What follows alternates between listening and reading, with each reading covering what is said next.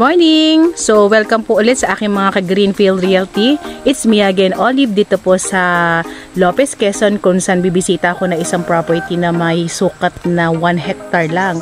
So, sa mga buyers ko po na naghahanap ng small cut, ayan yung laging nagme-message sa atin kung may available na tayo na 1 hectare, ayan.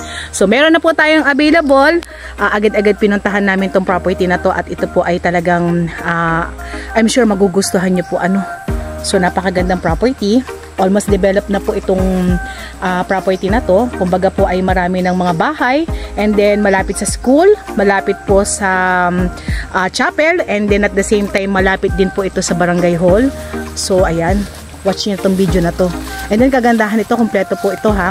Mayroon tayong source ng tubig, kuryente, and then may signal din yung phone natin. So tara, masyado na akong na-excite dito sa 1 hectare na to. Ikutin na natin siya. So, let's go! Ikutin na natin si 1 hectare. So, pagbungat ko pa lang dito kay property, medyo na-amaze na ako. Medyo marami kasing tanim.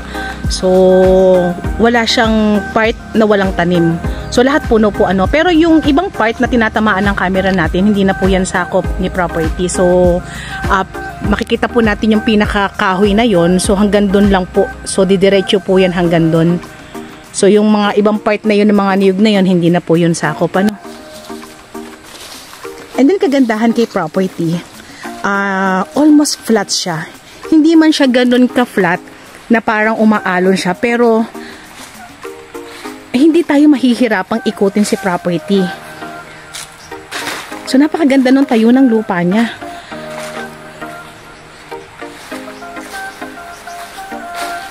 Ayan, ang daming tanim na mangga. So, 1, 2, 3 yung nakita kong mangga dito sa may part pa lang na to. Dito pa lang tayo sa may pinakabungad.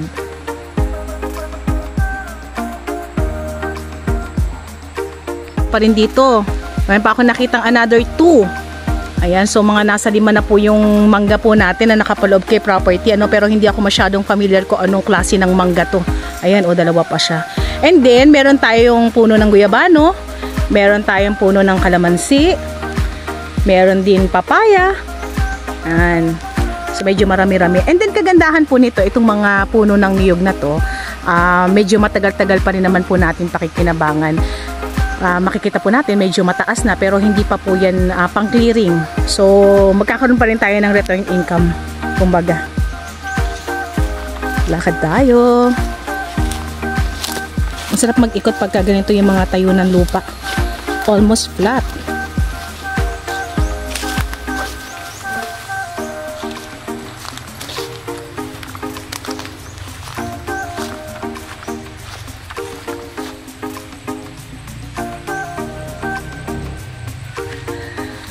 Ang ganda.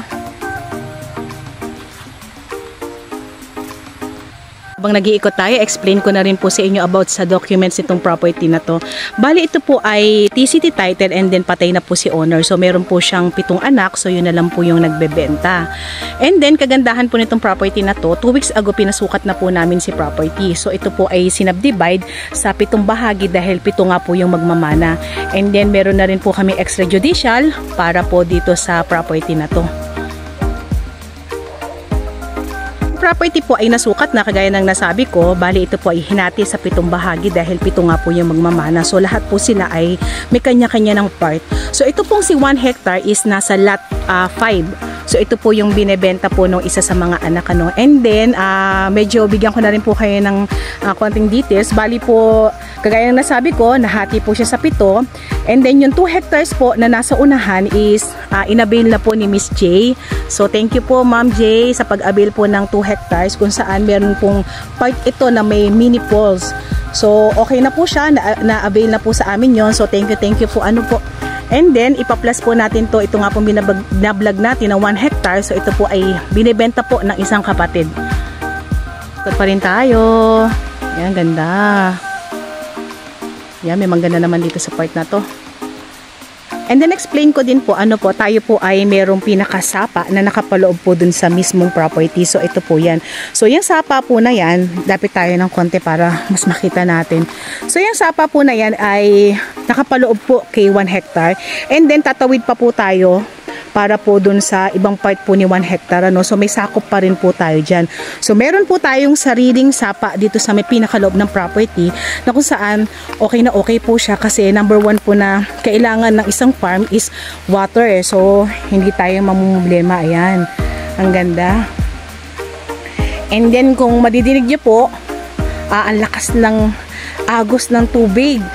So, hindi po ito naiigahan o natutuyuan itong pinakasapa na to. So, napakaganda po ano.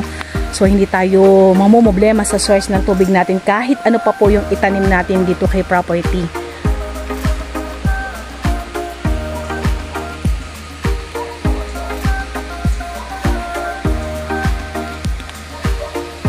So, yan, may mga nilulukad sila dito. Kaya lalapit tayo dun sa may pinakabusay na tinatawag po ano. Bali, ang pinakasapa po dito ay naikutan po ni 7 hectare. So, yung kabuuan ng 7 hectare ay sagana po sa tubig. So, titingnan natin yung pinaka-water niya. Ayan. Ang ganda.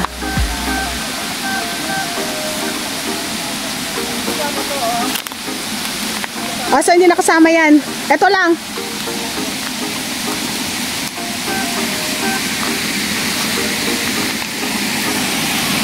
Ito yung busay na tinatawag. Ano tawag dito? Busay?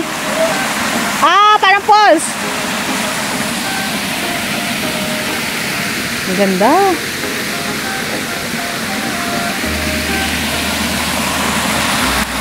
Ang ganda. Ang sarap maligo. Ayan, ang lamig ng tubig. So, ito na po yung pinakabusay na tinatawag. Pero dagdag info lang po about dito sa running water na to. Bali, ito po ay hindi nasakop lahat ni 1 hectare kung saan ito nga po yung binablog natin for today. Bali, ito po ay sakop ng kabuuan na 7 hectares na nasa title po natin. Ano?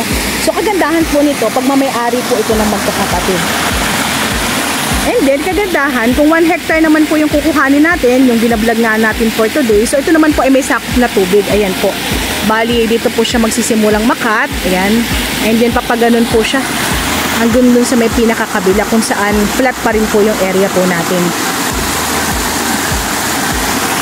So, ayaw naman po sa kanila, walang nagsasarado nitong running water na to. Ganda. So, ito po ay sakop po ni 7 hectares po. Ulitin ko lang. So, ito po ay nakapaloob po sa kabuuan ng ating title. Ayan, lumiban ako dito sa may pinakakabilang part kung saan tumawid ako dun sa may pinakabusay. Ayan, and then sakop pa rin tong property na to. So, meron tayong mga mahogany dito. May mga niyog pa din. And then, flat pa rin po siya. Ano? Ang ganda talagang tong property na to. Panalong panalo. Jackpot yung makakabili nito. Ang ganda. Hanggang dito sa may pinakalikod. Flat pa rin siya. Wow, nakaka-amaze. Ang sarap maligo dun sa may pinakabusay.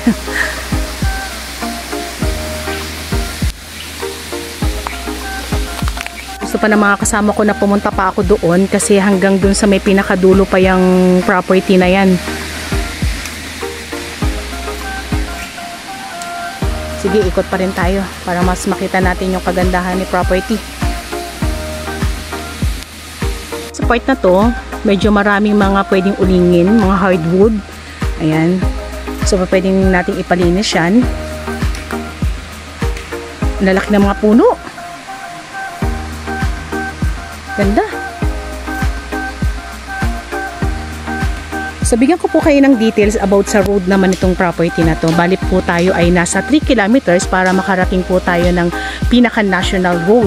And then, yun po namang 3 kilometers na yung nababaybay natin, yun po ay diversion road po. Ano, Lopez Tuguinangan Diversion Road.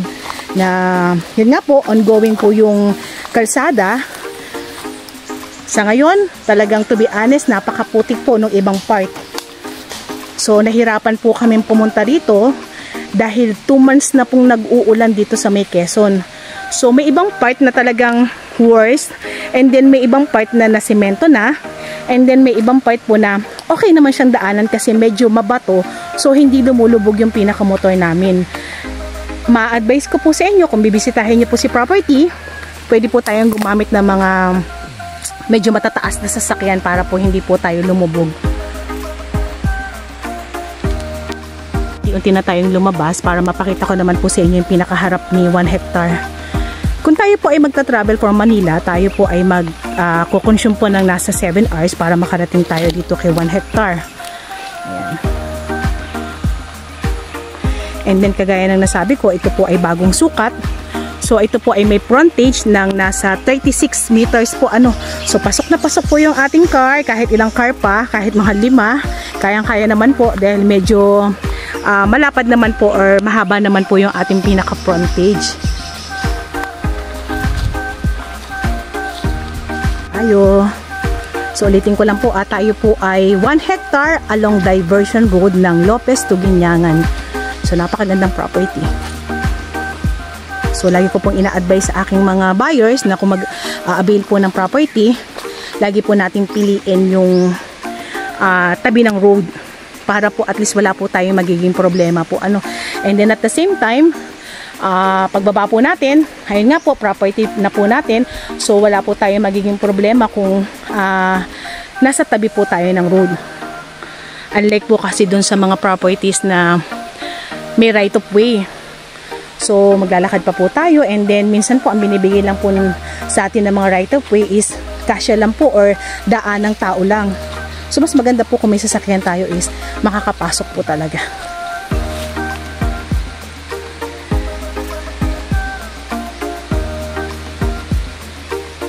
Ayan, nandito na tayo sa may pinaka road. So pakita ko lang po ano, bali ito po yung ginagawang bypass road. So itong kinatatayo natin ay Lopez, and then yung way na yan papunta na po yan ng Guinyangan. So medyo malayo-layo na rin po yung nabutas niyan. Kung mapapansin po natin, medyo malapad na po yung pinaka road. Bali ang road po niyan ay sasagad hanggang dito. Ayan po, kakainin po yan ano, hanggang dito po yan. Hanggang dyan. So medyo malapad na po yung pinaka road natin. And then kagandahan nito, ayan, ang dami na niyang bahay. Sunod-sunod po yung bahay na nandito. Ayan oh. So kitang-kita natin medyo developed na po yung lugar na to. Ayan, may mga tindahan na rin dito. Ayan, bali tindahan po yan. And then yung may mataas na bubong na yan, yan naman po yung sinasabi ko po sa inyong nagsusupply ng tubig dito sa may pinaka area. Ayan, daming kubo sa may harapan. And then dito po mag-i-start si property hanggang doon po yan sa may pinaka-motor na pinagparkingan po namin. So yan po ay 36 meters po ang magiging harap niya sa may pinaka-kalsada. Yan, zoom natin, may katabi na kayong tindahan. Ayan po. And then dun sa part na yon, 500 meters hanggang dito po sa kinatatayuan ko, hanggang dun po. So nandun po yung pinaka-school, yun pong barangay hall, and then yung chapel. May mga bahay dito. Ang ganda oh, ginawa nila ng pinaka-road para po magtayo sila ng bahay. So yung property naman po ay medyo pababa po ng konti, pero napaka-gradual, kayang-kaya po, and then kayang-kaya pong ipasok si car. Kompleto po tayo, may line po tayo ng kuryente. Ayan. So sa ngayon po, ang pinaka medyo nakaka-distract lang po sa ngayon po dito sa property po natin is yung pinaka road po natin ano. So marami po talagang putik. Pero kagandahan po nito dun sa may pinaka-bungad, kung saan lalabas po tayo ng pinaka-national road, makikita po natin doon na ongoing po yung pagpapagawa ng kalsada, and then mahaba-habang part na rin po yung na-cemented na po nila. Ayan po, kung sakali magustuhan nyo po si 1 hectare, pwede nyo na po kami i-message sa aming WhatsApp and Viber na mag-a-appear sa inyong mga screen. So isang napakagandang property po yung nabisita natin for today. Ano, and kagandahan po nito, small cut lang po tayo. So kung meron man po ako hindi nabanggit about the details dito sa property na to, meron po kaming description sa baba, so pakiclick na lang din po yun. And then price reveal na po tayo. Ito po ay binebenta po ni seller sa halagang 600k po ano, along diversion road po iyan. So medyo mura pa lang po dahil po ito po ay dinidevelop pa lang po na diversion road. So pwede natin i-avail hanggat mura. Ayan. So by the way, it's me again, Olive, dito po sa Greenfield Realty. Paki-like, paki-share, and subscribe na rin po sa ating YouTube channel. And then, wag po natin kakalimutan pindutin ang ating notification bell para po updated po tayo sa mga properties po na ibablog po natin. So, yan. Uwi na. So, thank you po for watching.